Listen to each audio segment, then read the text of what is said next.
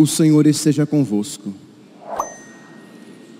Proclamação do Evangelho de Jesus Cristo segundo Lucas. Naquele tempo, enquanto Jesus falava, um fariseu o convidou para jantar com ele.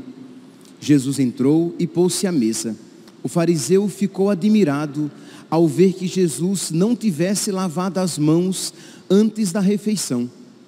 O Senhor disse ao fariseu: vós, fariseus, limpais o copo e o prato por fora, mas o vosso interior está cheio de roubos e maldades. Insensatos, aquele que fez o exterior, não fez também o interior? Antes, dai esmola do que vós possuís, e tudo ficará puro para vós. Palavra da salvação.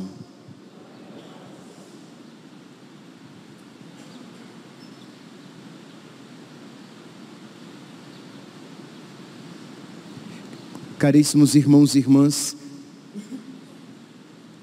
estamos celebrando a memória de Santo Inácio de Antioquia, bispo e mártir. Santo Inácio, ele nasceu por volta... Meu santo, agora está bom. Santo Inácio nasceu por volta do ano 30.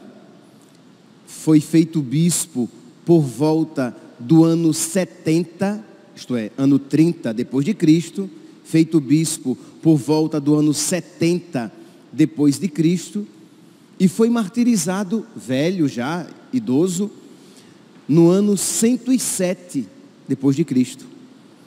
A perseguição que aconteceu, que sofreu Santo Inácio, foi aquela provocada por Trajano, o imperador Trajano. Então nós estamos aqui no período chamado subapostólico, isto é, nós temos o período dos apóstolos e depois nós temos o período dos padres da igreja. Existe aquele imediato após os apóstolos, que é chamado de período dos padres subapostólicos, isto é, que conheceram os apóstolos, que é o caso aqui de Santo Inácio de Antioquia, São Policarpo, são todos padres subapostólicos, que foram feitos, que foram padres da igreja imediatamente após a morte dos apóstolos. Pois bem, então, nessa perseguição, motivada pelo imperador Trajano, o velho bispo de Antioquia. Antioquia é aquela cidade, aquela diocese, onde os cristãos foram chamados de cristãos pela primeira vez, e onde Pedro foi bispo. Então, Inácio de Antioquia é o sucessor de São Pedro na diocese de Antioquia. Pois bem, então ele foi preso, foi condenado às feras. Ele seria entregue para ser comido pelas feras, porque era cristão. Aqui, meus irmãos, assim, é sempre importante que nós façamos uma atualização, né? Imagine aqui, se isso voltasse a acontecer, qual seria a nossa atitude, né? Quem aqui estaria disposto a perder a própria vida por causa de Cristo? A perder a própria vida cruentamente, violentamente por causa de Cristo? Então, muitos cristãos perseguidos, o bispo foi preso, foi enviado então a Roma, onde ele seria lançado às feras, e diz que os cristãos começaram a se organizar para salvar a vida de Santo Inácio. De salvar a vida, começaram a se organizar para salvar a vida do velho bispo, que tinha quase 80 anos, para que ele não morresse comido pelas feras. E o bispo, por sua vez, ele ia escrevendo cartas para as dioceses por onde ele passava, pelas cidades por onde ele passava e que tinha ali uma diocese ou um bispo, ele ia escrevendo aos cristãos para motivá-los à fé, para que eles não desanimassem diante das dificuldades, para que eles não arrefecessem, para que eles não esfriassem no fervor, no ânimo, na coragem, no desapego de si mesmo, e para que eles não inventassem de querer livrá-lo da honra de morrer por Cristo. Porque os cristãos de Roma, que tinham uma influência maior, estavam tentando, ou pagando, ou por meio de influência de pessoas mais conhecidas, de tentar livrar o bispo para que ele não viesse a ser morto, sendo comido pelas feras. Percebe aqui, meus irmãos, que por que é que os cristãos de Roma estavam fazendo isso? Por que é que os cristãos de Roma queriam livrar Santo Inácio de Antioquia de morrer? Por quê? Porque o amavam, porque queriam bem a ele, não é verdade? Estamos todos de acordo que porque os cristãos de Roma gostavam muito daquele bispo, sabiam que era um homem de Deus, queriam fazer-lhe este bem. Só que, meus irmãos, existe uma hierarquia nos bens. Existem coisas boas, mas existem coisas melhores. Existem bens para este mundo, mas existem bens para a eternidade. Não só os pecados podem nos impedir de abraçar a vontade de Deus plenamente, mas até mesmo coisas aparentemente boas, coisas que não são más, elas podem nos impedir de abraçar plenamente a vontade de Deus. Então, pedir a Deus a graça de um amor oportuno por nós mesmos e pelos outros, porque o amor dos cristãos de Roma era inoportuno para Santo Inácio de Antioquia. E repito, era algo bom, isto é, tirar alguém, livrar alguém de um sofrimento em si, é algo bom. Mas aquele bispo, aquele velho bispo, queria ter a honra de se oferecer em sacrifício a Deus. Então vamos pegar aqui essa palavra, essa afirmação, amor oportuno versus amor inoportuno, e vamos começar a aplicar a nós e aos nossos.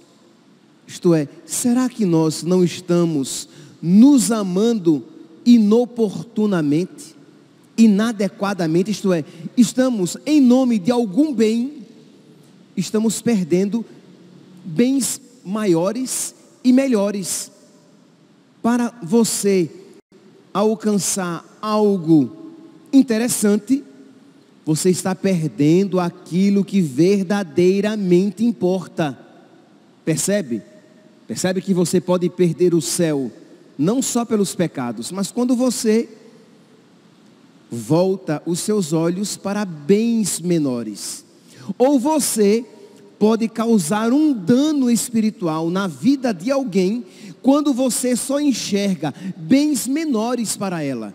Então imagine um pai que, quando tudo aquilo que o filho pede, coisas lícitas que o filho pede, o pai dá.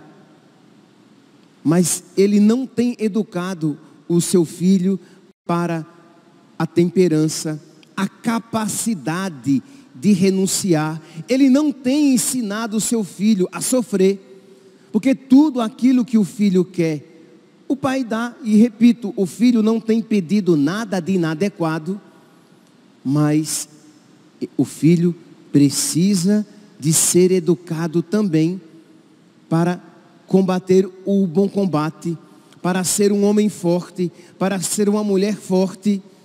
E para isso também o pai, a mãe precisam ter um amor adequado. Isto é, não, eu não vou dar ao meu filho isto que ele pede, que não é nada de mal, é até algo interessante, mas eu quero dar ao meu filho algo maior. Eu quero dar ao meu filho uma lição melhor, de ele aprender a renunciar à própria vontade, dele aprender a lidar com a frustração, porque ele se frustrará em outras ocasiões da sua vida, de ele aprender a renunciar isso agora, para alcançar algo maior amanhã. Então existem expressões de amor, mas que são totalmente inadequadas. Pois bem, então na carta, Santo Inácio, ele escreveu 7 cartas para 7 dioceses. Para Policarpo de Esmirna, né, para a diocese, para a igreja de Esmirna, para a igreja de Éfeso, para a igreja da Filadélfia, para a igreja dos Magnésios, para a igreja dos Romanos e para a igreja, né, para a diocese da Trália. Pois bem, nós temos essas cartas. Aconselho a quem quiser, depois é só jogar na internet, cartas de Santo Inácio de Antioquia, e vocês terão acesso às 7 cartas que são uma riqueza espiritual. Leio aqui alguns trechos da carta que ele escreveu aos romanos, porque lembra, os romanos queriam impedir que ele morresse, e ele diz: eu morro por Deus com alegria. Já começa a dizer, olha, por favor, não tentem impedir o meu martírio, porque eu morro por Deus com alegria. Ora, a vida é um bem, pelo amor de Deus. A tranquilidade nesta vida é um bem, mas morrer por Cristo é um bem maior. E ora, nós estamos falando aqui de um bispo. O problema é, se nós estivermos fora do Espírito de Cristo, nós não iremos compreender esta palavra. Então, se você ouve isso, morrer por Cristo, sofrer por Cristo, é algo bom. Se você não compreende essa palavra, você precisa pedir a Deus que venha em seu socorro com o Espírito Santo, para que você compreenda, isto é, esta vida é passageira. O bem maior é a minha salvação, é a minha união com Cristo. Ora, se existe amor no meu coração ao ponto de eu querer entregar a minha vida por Deus, não existe algo maior, não existe algo melhor. Então, Senhor, eu quero o melhor, eu quero aquilo que é mais importante. Concede-me o teu Espírito, concede-me o teu amor, para que eu esteja preparado para sofrer por ti, para, se necessário for, morrer por ti, porque esta é a condição. Se não for derramando sangue propriamente dito, mas morrer por Cristo é a condição de ser discípulo de Cristo.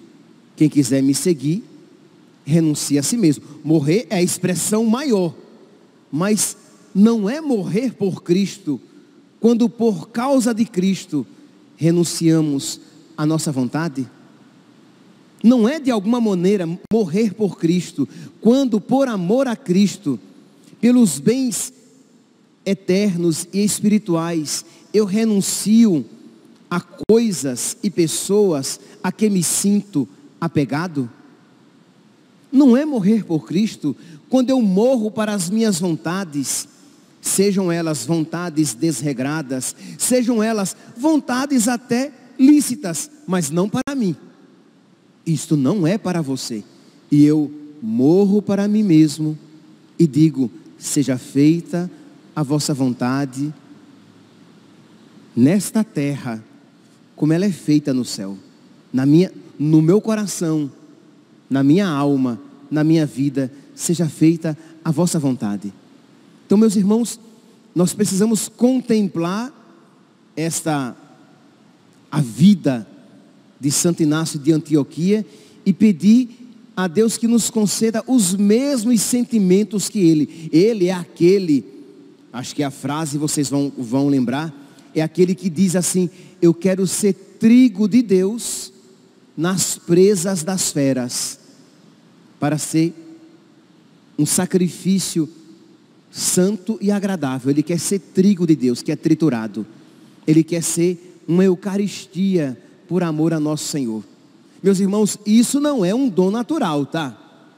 Nós, por nós mesmos, nunca vamos querer morrer por amor a Deus. Isso, nós precisamos da graça de Deus. Mas nós precisamos pedir a graça de Deus. Nós precisamos reconhecer que dentro do nosso coração existe um egoísta que não quer sofrer, que quer se dar bem em tudo, entendeu? Que quer dar um migué em Deus, e aí ter uma vida bem superficial e mesmo assim ir para o céu. Então, quando você reconhece que existe um malandro dentro de você, você precisa então se colocar com toda a sinceridade diante de Deus e dizer: Senhor, corrige-me para que eu te ame de verdade, sabendo que a correção de Deus vai doer. Não pense você que nós, pecadores e egoístas, não iremos sofrer com as correções de Deus, mas sabendo que a correção de Deus produz um bem maior.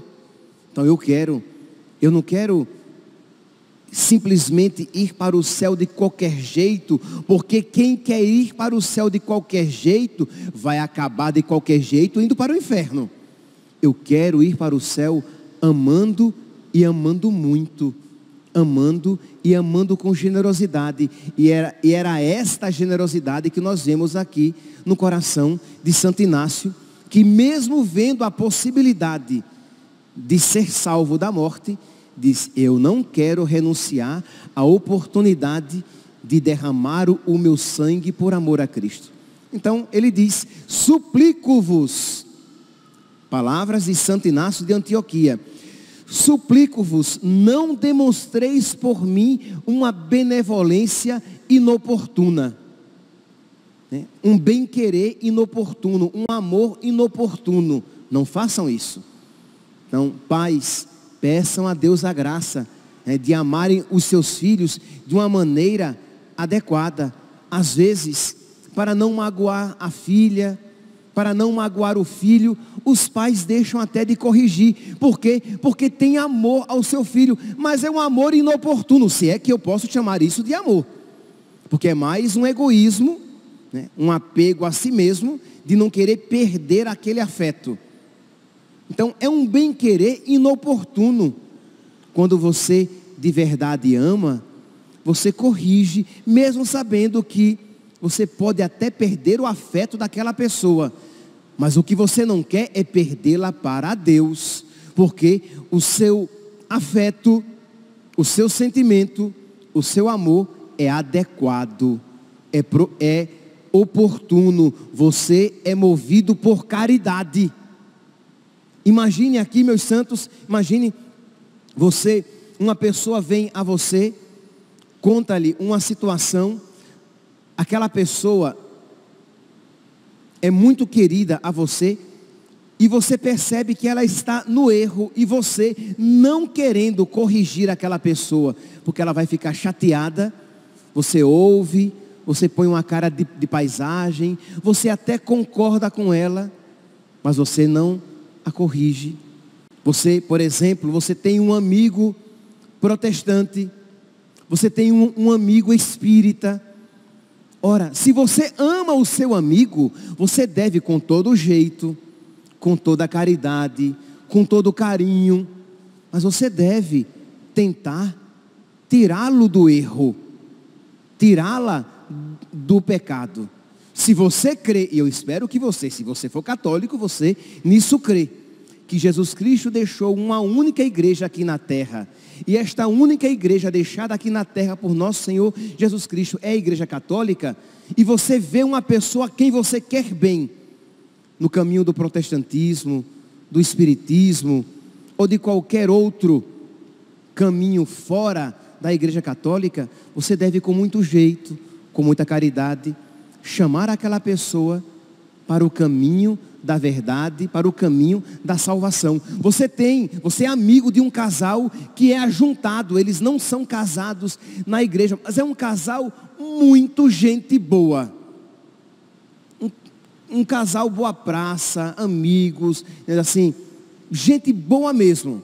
Ora, e você então, para não perder a amizade deles, porque você tem medo de se entrar nesse assunto tão delicado, você vai perder a amizade, aí você não toca no assunto, você desfruta da amizade deles, passeio, às vezes um encontro à noite, um jantar, você desfruta da amizade, mas sabendo, se você for católico, você sabe que eles estão no pecado. Você não diz nada, porque o seu afeto é inoportuno. Você não quer o céu para eles. Você quer apenas um bem aqui da terra. E estamos de acordo que a amizade é um bem. Mas você percebeu que é um bem menor. Você está querendo a amizade com você, mesmo que não haja amizade com Deus. Isto é, a sua hierarquia de bens, a sua hierarquia de valores está totalmente inadequada. Aí vem o seu filho com a namoradinha, com quem você sabe que eles estão tendo vida íntima, e ela é muito legal, é uma boa menina, ou vice-versa, o rapaz é um bom rapaz. E você, para não criar um clima diferente, você nunca, jamais, sequer toca no ponto de que, meus filhos, vocês estão ofendendo a Deus e agradando ao diabo com esta prática de vida que vocês estão tendo. Se vocês morrerem nessa situação, vocês se perderão. E eu amo tanto vocês, eu amo tanto você, minha filha, como amo meu filho, ou vice-versa. Eu amo tanto você, meu filho, como minha filha. E eu quero o céu para vocês. Não progridam nesse caminho. Arrependam-se. Confessem-se. Busquem a Deus. Mudem de vida. Porque você diz isso, mesmo sabendo que talvez o seu filho vai colocar um bico desse tamanho de raiva, com aquela conversa sem graça que você está levantando. Mas você não sabe uma outra maneira de amar, senão segundo o Evangelho, senão segundo o coração de Cristo. Então, você tem amigos, e eles são maçons, e você não fala nada, mesmo sabendo que se ele é católico, ele está em pecado mortal, ele não pode comungar, porque é proibido para todo católico ser maçom. Mas você não toca no assunto, porque ele é muito gente boa, padre. Ele até ajuda a igreja nas festas, nas rifas. Ele é quem mais compra. Aí então você, pelo bem de ter a ajuda financeira que ele dá, você faz pouco caso de que ele, não obstante isso, caminhe para o inferno. Você é um egoísta. A sua benevolência é total e completamente inoportuna, se é que eu posso chamar isso de benevolência, porque nem ouso chamar de amor. Então percebe, Santo Inácio, ele pede, amem-me, mas me amem com benevolência. Amem-me, mas me amem de uma maneira que o amor de vocês concorra para a minha salvação eterna. Então, pais, amem seus filhos e amem muito, mas os amem de tal maneira que o amor de vocês concorra para a salvação deles. Amigos, aqui, meus santos, amem muito os seus amigos, mas amem de tal maneira que o amor de vocês seja uma ajuda para eles irem para o céu. Namorados, noivos, amem muito os seus namorados, as suas namoradas, mas amem de tal maneira que o amor de vocês concorra para a salvação deles. Mas quando nós amamos mais os bens transitórios que os bens eternos, o nosso amor será sempre inoportuno, inadequado, inapropriado e até danoso para nós. Então, continua, já vou terminar. Santo Inácio, estou lendo aqui a carta, começando a ler a carta de Santo Inácio aos Romanos, mas tem outras 6 que vocês podem depois ler. E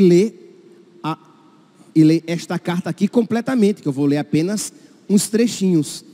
Então, ele continua: rogai a Cristo por mim, para que por este meio eu me torne um sacrifício para Deus.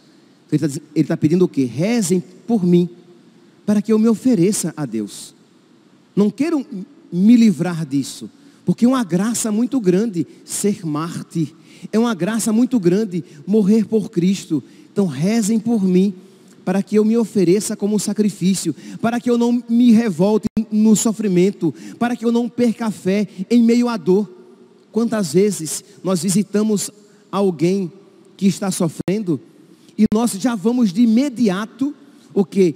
Dizendo que vamos rezar para que ela se cure, para que aquele problema desapareça, quando nós com muito jeito, mas aqui cuidado, com muito jeito, poderíamos o quê? Levar aquela pessoa a pelo menos enquanto aquele sofrimento durar, a Deus oferecer aquele sofrimento.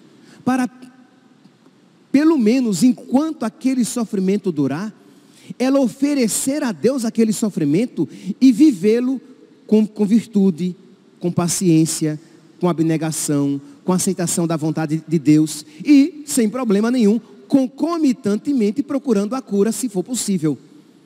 Mas o problema é que nós queremos nos livrar imediatamente de todo e qualquer sofrimento, porque todo e qualquer sofrimento, nessa mentalidade hedonista que só busca o prazer, todo sofrimento é mau. Quando para o cristão, quando o sofrimento é vivido por amor a Deus, ele não apenas é bom, como ele é boníssimo. Então continua Santo Inácio, e ele vai dizer, olha aqui, quem é que estaria disposto a escrever embaixo, a assinar o próprio nome, depois desta frase de Santo Inácio: nem as delícias do mundo, nem os reinos terrestres são vantagens para mim, mais me aproveita morrer em Cristo do que imperar até os confins da terra. Muito mais importante para mim, muito mais vantajoso para mim é morrer por Cristo do que ser um imperador, do que imperar nos reinos da terra. Meus irmãos, eu sei, e não sejamos ingênuos, nós não temos por nós mesmos esta sabedoria, mas nós podemos pedir: Senhor, concede-me esta sabedoria, para que da mesma maneira como Santo Inácio viu aquele tesouro escondido e estava disposto a vender tudo para comprá-lo, e vender tudo aqui significa o quê? A trocar o seu próprio sangue por aquele tesouro que ele viu, que era morrer por Cristo, porque naquele morrer por Cristo consistia o seu verdadeiro nascimento. Que eu também veja, Senhor, que eu também seja socorrido por essa sabedoria. Concede-me, Senhor, esta sabedoria que foi abundante nos mártires, nos santos, nos homens e mulheres que se deixaram guiar pelo teu evangelho. E ele vai dizer: o meu nascimento está iminente. Isto é, quando é que ele vai nascer de verdade? Nascer para Deus, quando ele morrer por Deus. Então, por favor, não queiram que eu morra, não impeçam que eu viva. E aqui ele muda os termos. Não queiram que eu morra, não me impeçam de morrer por Cristo. Não impeçam que eu viva, não impeçam que eu entregue a minha vida a nosso Senhor. E ele vai dizer, e com isso termino: o príncipe deste mundo, o diabo, o príncipe deste mundo deseja arrebatar-me e corromper meu amor para com Deus. O diabo sempre quer fazer isso com todos nós. Ele quer nos levar para o inferno, Ele quer nos arrebatar e Ele quer corromper o nosso amor. Isto é, quando uma generosidade brota do nosso coração, Ele quer fazer apagar, Ele quer abafar, Ele quer corromper, Ele não quer que nós amemos de verdade. Quando nós começamos então a nos abrir a esta sabedoria, vem um pensamento: loucura, radicalismo, desequilíbrio, fanatismo. Isso que o padre está dizendo é loucura. Você não precisa sofrer dessa maneira para amar a Deus. Você não precisa de tudo isso para agradar a Deus. E nós, meus irmãos, nós não estamos aqui na questão de se precisa ou se não precisa. Nós estamos aqui dizendo que quando nós estamos movidos pelo amor, nós queremos amar a Deus com toda a radicalidade. Quando nós vemos a oportunidade de amar a Deus profundamente, uma pessoa guiada pelo amor, ela não quer renunciar àquela oportunidade por nada. Por quê? Porque a medida do amor é amar sem medida. Quando o Santo Inácio de Antioquia viu que Deus lhe dava a oportunidade de morrer por Cristo, derramando por Ele o seu próprio sangue, ele não quis trocar esta riqueza, esta graça, por nada neste mundo. Que nós então peçamos a Nossa Senhora, Rainha dos Mártires, a Santo Inácio de Antioquia, que eles intercedam por nós, para que nós também, quando Deus nos der a oportunidade de amá-lo com generosidade, que nós nos agarremos a esta oportunidade e não a troquemos por nada neste mundo. Louvado seja nosso Senhor Jesus Cristo. Para sempre seja louvado.